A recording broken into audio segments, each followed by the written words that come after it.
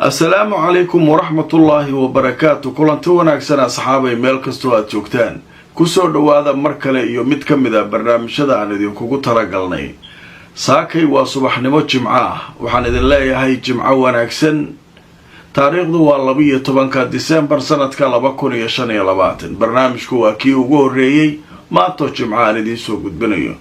qodobada barnaamijka aan idinkugu hayo waxaa kamid ah dadka reer Gaza qaarkood oo u dhintay sida maanta la sheegayo roobabkii iyo qabowgii halkaa ka jiray. Netanyahu oo xalay shir la yeeshay xubnaha golihiisa wasiirada. laba arin oo muhiima ayaa miiska u saarnay iyadoo la leeyahay bixi burburka iyo dhibaatada ka jirta Gaza alaabtii aad burburisay iyo qashinkii wixii lagu qaadi lahaa billions dollar carabtii la doonayay inay bixiyaan way diideen. haddaba maxaa ka soo baxay kulankooda? Mareykanka oo mar kale ku celiyay Turkiga inaan looga maarmi karin in ciidan uu geeyo Gaza una ka mid noqdaan ciidamada nabadda ee halkaa tegi doona xilli Israa'iil weli ay boodsan tahay oo ay diidan tahay. kulanti wanaagsan asxaabay meel kastoo aad joogtaan mar kale jimca mubaarak asxaabay. barnaamijkeeni ugu horeeyay maanta jimca waxaynu ku bilaabaynaa iyadoo dhowr qodob oo muhiim ah ay noo soo socdaan. xaaladda Gaza oo laga dayrinayo guryihii awalba dhibaatada iyo mushkiladda iyo duqaymuhu ay halakeeyeen iyagu dhan saas u laalaaday ayaa roobkii iyo wixii markii ay galeen ayay waxay bilaabeen dumis. dadkuna tabar badan ma hayn guryaha la duqeeyay oo iyagu dhan dhibaatadu ka muuqato ayay iska hoos jiifeen. haddaba waxaa la soo sheegayaa meelo kala duwan oo ka tirsan Gaza in markaa dhibaatadaasu ay ka dhacday oo dad ay ku dhinteen sababta roobka iyo biyaha iyo waxa kan ayaa dadka dhibaateeyay. waxaa ku jira cunug yar oo xalay dhashay ayaa la sheegayaa qabow dartii inuu dhintay. haddaba xaaladaas markay soo baxeen ayaa qayladhaan hay-adihii waxay leeyihiin ha la fasaxo gargaarkii, teendhooyinkii ha la geliyo, bustayaashii ha la geliyo. xataa xogayihii guud ee qaramada midoobay ayaa shalay ilaa xalay hadlaya oo baryootamayoo lahaa ha la furo gargaarka dadka la gaarsiiyo. marka hawshaasu halkaas ay ku nusantay. haddaba aan idin tusoo wararkii ugu dambeeyay. telefishinka Al Jazeera wuxuu leeyahay 7 Falastiiniyiina ayaa Gaza ku dhimatay kadib markii la sheegay in ay guryo kusoo dumeen arrimo ku saabsan xaaladda cimilada iyo roobabka halkaa ka jira aawadeed. haddaba waxaa la sheegayaa 7 qof inay meelo kala duwan oo Gaza ay ku dhinteen. hay-adaha gargaarkuna waxay doonayaan in markaa degdeg gargaarka dadka loola gaaro oo xaaladdu ay aada ugu adag tahay iyadoo qabowga iyo roobkuna aanu ka qaadayn dhinacaas ama magaalada Gaza. marka xaaladdu halkaasay maraysaa. dadku waa iska dhibaataysan gargaar hal la geel gargaarka dawaa yaala ogow gargaarka loogu talagalay Gaza. Turkiga alaabtii uu soo dhiibay teendhooyinkii wixii oo dhan waxay dhooban yihiin meel la yiraahdo Arish oo dekad Masar ah wixii dhan ay yaalaan. Gaza way u dhowdahay meesha alaabtu taala iyo Gaza 20 ilaa 30 daqiiqo ayay isu jiraan ugu leeyahay gaariga.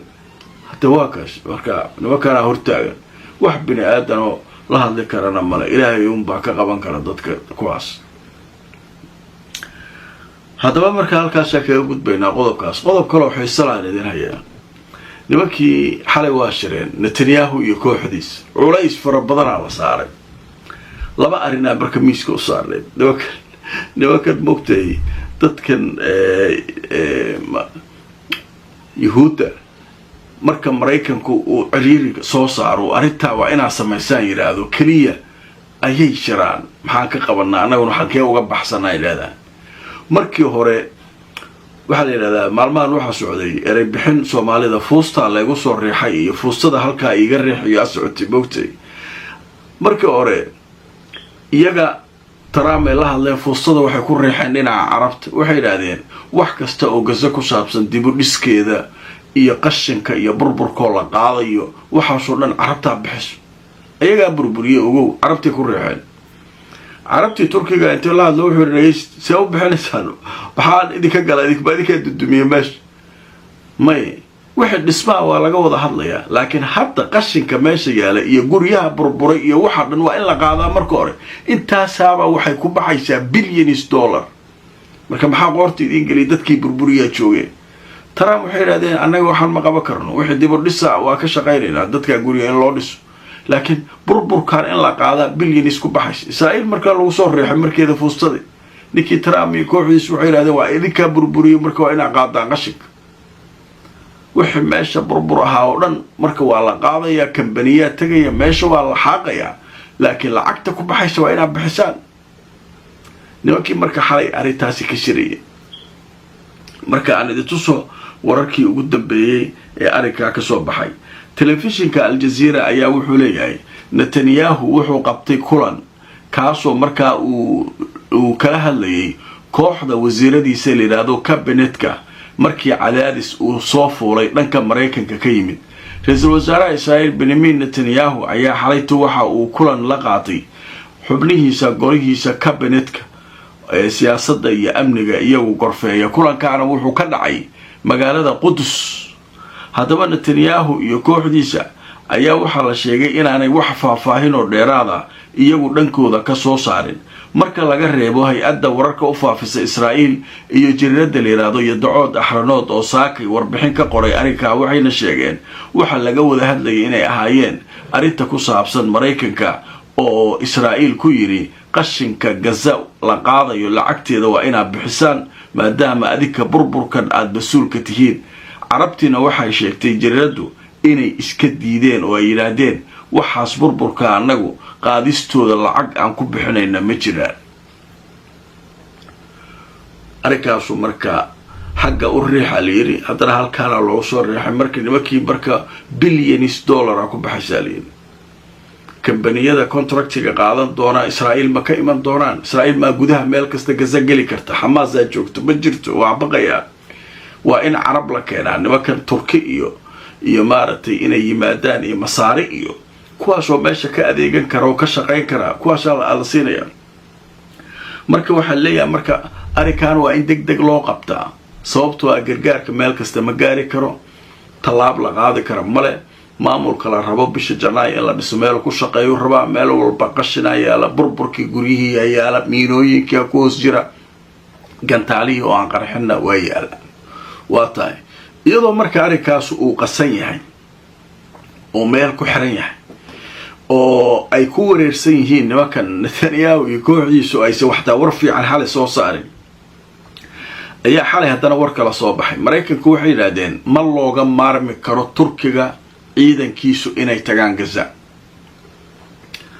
sababtuna waxay yiraahdeen ciidan fiican oo luga oo hubaysan mandiqada awood leh haysta Hamasna waa nin wax ka dhaadhicin kara oo wax maartay warkiisa yeelayaan hadda Trump qorshahan waxa kala shaqeeyay Erdogan la aantiis waxba ma hirgaleen Erdogan waa ninkii yiri waaye waxa kan aad haysataan yahuudan iska dhiiba si xoogaa aad maartay u nabad gashaan arrinkana wada hadalku sii socdo nimankan meesha aqli looga saaro xoog kale looga saara male cid kale oo idin soo gurmaraysa lama arko maalin walba waa idin leeyahay marka hadda marka waxay la taageen Mareykanku Turkiga la aantiisa waxba ma shaqeynayaan waa in ciidanka istaan meesha taas marka waxay ka dhigatahay Israa'iil warkeeda inaanu dhageysanayn ninka leeyahay Trump inuu san Turki uga maarmi karin meeshan haddii heshiiskan inuu dhaqan gala la rabo hadalka marka waxa sheegay safiirka Mareykanka u fadhiya Ankara isla markaana ah ninka Mareykanka u qaabilsan Suuriya ninkaas hadalkaas sheegay waliba saas u faahfaahiyo arrinkaana waxa ka mid ah leeyahay waxyaabihi xalay miiska u saarnaa qodobkii kale miiska u saarnaa lee Mareykankii annagoo diidnay Turkiga nagu soo wadaa adduunkana Turkiga inuu meeshii yimaado loo nicib yahay Israa'iil carabtaan iyo waxa kan Indoneesiyaankan inay iska xirxirsadaan rabaan laakiin Turkiga waxaas ma yeelaayo meesha hadda tagno shaqo la yaqaan qabanayna wali marka waynu og yihiin Turkiga iyo Hamasna inay isku fiican yihiin marka sheekadaas marka waxay leeyihiin wax badan ay kaga halaabaa Turkiga duu yimaado meesha marka xaalku halkaas maraa aan idin tuso marka ninkan hadalkiisa wakaaladda wararka ee turkiga ee la yidhaahdo anadol ayaa waxay qortay, waxay leedahay ninka la yidhaahdo barak waxa uu sheegay ka qaybgalka turkiga ee awoodda caalamiga ee gaza inay muhiim tahay. haddaba warbixintu way sii socotay. waxaa la leeyahay safiirka dowladda maraykanka u fadhiya magaalada ankara ee dalka turkiga isla markaana ah ergeyga washington ee gaarka ee arrimaha suuriya thomas brak ninka la leeyahay ayaa wuxuu sheegay ka qaybgalka turkiga ciidamada caalamiga ah ee la geenayo gaza inay muhiim u tahay maraykanka. haddaba shir uu ka qayb galay oo ay soo qabanqaabisay jiradda la yidhaahdo jerusalem post ee israa'iil laga leeyahay ayaa waxa uu sheegay isagoo markaa ka hadlayay magaalada washington in arrinkan uu yahay mid dowladda maraykanka ay doonayso inay halkaa ciidamada turkigu ay tagaan. sababtuna waxa uu sheegay turkigu inuu leeyahay awood ciidan oo kuwa dhulka ah oo markaa looga baahan yahay deegaanadaas, gobolkuna uu ka mid yahay dowladaha ugu awooda badan. marka waxaa la sheegay in arrinkaasu ay muhiim u tahay nabadda inay shaqayso iyo nabadgelyada. ninkaa markii xiisamaba qaranin kulan yahuudda isugu timid oo jiradda ay soo qabanqaabis jerusalem magaalada washington lagu qabanayo lagu casuumay safiirka. su-aashaasaa toos loo weydiiyey iyadoo yahuudi dhoobada ma ka labalabay maraykanka waa ogol yihiin turkiga inuu ciidan geeyo, waxayna u arkaan muhiim u dhah. israa'iil diidmadeeda iska dhaaf u dhah, laakiin ciidankaasu turkiga waa ka mid noqona uu yidhi. sheekadaasu marka iyaduna halkaasay maraysaa, xaalku marka halkaasuu joogaa. haddaba qadar xaysiisa kadib barnaamijkayga subaxnimo saaka jimcaha waxaynu ku faahfaahinaynaa warar cusub oo kasoo kordhay venezuela iyo maraykanka. waa tii xalay barnaamijkayga aan kusoo qaatay putin iyo maduro madaxweynaha venezuela inay telefoonka ku wada hadleen. haddaba saakay maxaa soo kordhay venezuela? xaaladeedu meel halisay meel kastoo aad joogtaan kusoo dhawaada barnaamijkeennii ugu horreeyay maanta oo jimcaha qaybihii ugu dambeeyey barnaamijka ayaynu joognaa. waxaynu kaga hadlaynaa xiisada u dhaxaysa venezuela iyo maraykanka. haddaba ninkii madaxweynaha ka ahaa venezuela ayaa af labadii qayliyey. wuxuu yidhi adduunyadu sharci maba jirabe maxayd burcadbadeed waayuu dhahay trump iyo ciidankiisu. markab weyn oo shidaal wada ayay iska qabsadeen. wuxuu waday 1.1 milyan oo fuusto oo shidaala markabka. wuxuu ku sii jeeday sida la leeyahay cuba. markii uu marayay meel ka mid ah badda atlantiga ayaa ciidamada maraykanku qabsadeen. xataa wuxuu yidhi daaqamkii ama shaqaalihii la socday xataa warka maayo. si toosa maraykanku waxay u sheegeen inay ayaga markabkaas qabsadeen. weliba waxay yidhaahdeen maraakiib kalena hadday meesha soo marto waa qabanaynaa venezuela leedahay. weliba trump wuxuu yidhi xalay kaaga darane kuwa muqaadaraadka tahriibiya awal baddaan ku duqaynaya, hadda beriga xataa waa ku duqaynaya. ninkaan marka wuxuu leeyahay kibirka arka meeshan, adduunyada arka waxa kan. golo ammaan ma jiro miya? qaramada midoobe ma jirta miya? shuruuc caalamiya ma jiraan miya? waa burcad u dhahay, burcad badeed waaye waxaana dhacay u dhahay. adduunkiina waa nagu fiirsanayaa. war waxaan adduunyadu sharci iyo nidaam soo ma lahayn uu leeyahay, mise nin walba ninkuu ka xoog badan yahay waa boobayaa. ninkii marka waa qayliisaak. waana sax, adduunyada sharcigeedii aaw, golihii ammaanka aaw. ninkan maraakiibta iska afduubanaya wuxuu rabo samaynaya, cid la hadli karta aanay jirin. waa la yaab.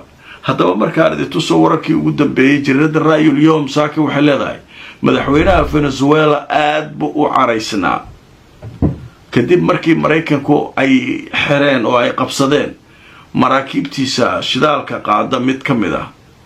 wuxuuna ku tilmaamay hawshaas ama falkaas ay ku kaceen ciidamada maraykanka inay tahay arrinta burcadbadeednimo dembi ah inay sameeyeen. yaa dhegaysanaa waaba ku faanaa Trump wuxuu leeyahay markabkii weynaa qabta kuwa kala qabanaadan adiga burcadbadeed waay ka waayde xageegi ma yaa dacwadda yaa u gudbinaysaa yaa kaa qabanayo. nin carabaad ka hor Lubnaan iyadu may Israa'iil iska dhicis Maraykan hadduu yimaadana kir tiraahdo u dhac dood wadaag ka qayb galay ijaal macax oo aljaziira ka baxayay markaasuu wuxuu yidhi warninkan dabaal waa yidhi maraykanka waa dabaal ilaahay inuu naga qabto maahane waxuu rabo kugu soo ridaa yidhi yaa kaa qabanayo meeshiisa ilaahay ha nooga hayo yidhi haddiiba sheekadiisu ay wafdi inuu noo soo diray nala hadlay joogto oo kale hadduu xoog nagu yimaado wuxuu rabo garaaco maxaa kaa samayn karnaa yidhi yaase noo soo gurmanaa ii sheegu dhahay dowladda hadda lubnaan u gurma kartayaa waayo reer galbeedka faransiisoo na gumaysan jiraa saaxiib nala ah weye asagana waru hayaa meeshaas fadhiya israa'iil dhul ay naga qabsata xataa ka kaca ma dhihi karo marka wuxuu yidhi meeshaan inta kale dhan waa sheekuu dhahay marka hadda ninkii venezuela putin telefoon kula hadal chines la hadal iiraan oo laftirkeeda teeda haysata la hadal war ninka yaa iga qabta yaa kaa qabana ilaahay inuu kaa qabto baan niman caadiya baa haddaba barnaamijkaygii asxaabay waa naga intaa waxaan idin xusuusinayaa maanta waa jimce qisooyinka dadka jecel qiso aada u xiiso badan ayaan janalkayga kale qisooyinka nadaara 2 aan soo geliyay inta aan mar kale kulmayno fakarkiina aragtidiina waa muhiim sheer gareeya barnaamijka oo like gareeya inta aan mar kale kulmayno nabadgelyo